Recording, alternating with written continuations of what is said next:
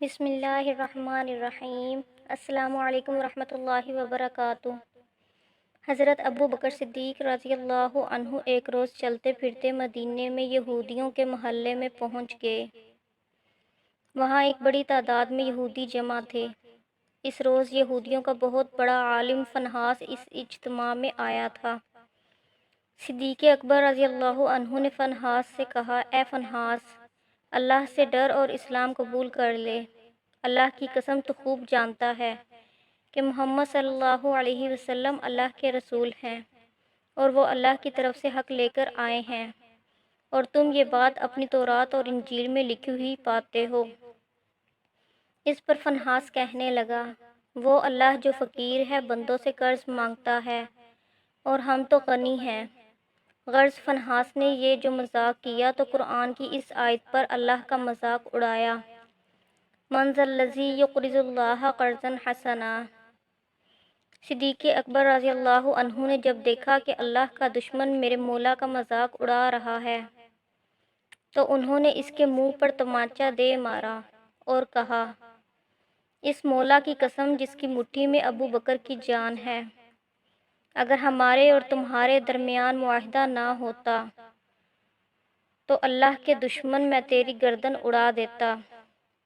Phinehas دربار رسالت میں آ گیا، اپنا کیس حکمران مدینہ صلی اللہ علیہ وسلم کی خدمت میں لے آیا۔ کہنے لگا، اے محمد صلی اللہ علیہ وسلم، دیکھیے، آپ کے ساتھی نے میرے ساتھ اس اور اس طرح ظلم کیا ہے۔ اللہ کے رسول صلی اللہ علیہ وسلم نے صدیق اکبر رضی اللہ عنہ سے پوچھا، آپ نے کس وجہ سے اس کے تھپڑ مارا؟ تو صدیق اکبر رضی اللہ عنہ نے عرض کی، اے اللہ کے رسول صلی اللہ علیہ وسلم، اس اللہ کے دشمن نے بڑا بھاری کلمہ بولا۔ اس نے کہا، اللہ فقیر ہے اور ہم لوگ غنی ہیں۔ اس نے یہ کہا اور مجھے اپنے اللہ کے لیے غصہ آ گیا، چنانچہ میں نے اس کا منہ پیٹ ڈالا۔ یہ سنتے ہی فنحاس نے انکار کر دیا اور کہا، میں نے ایسی کوئی بات نہیں کی۔ اب صدیق اکبر رضی اللہ عنہ کی گواہی دینے والا کوئی موجود نہ تھا۔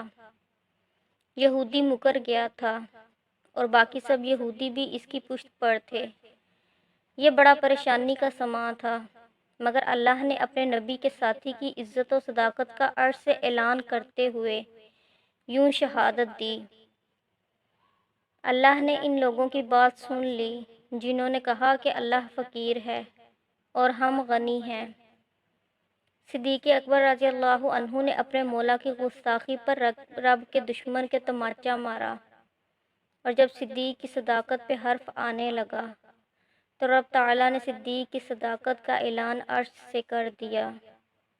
سبحان اللہ۔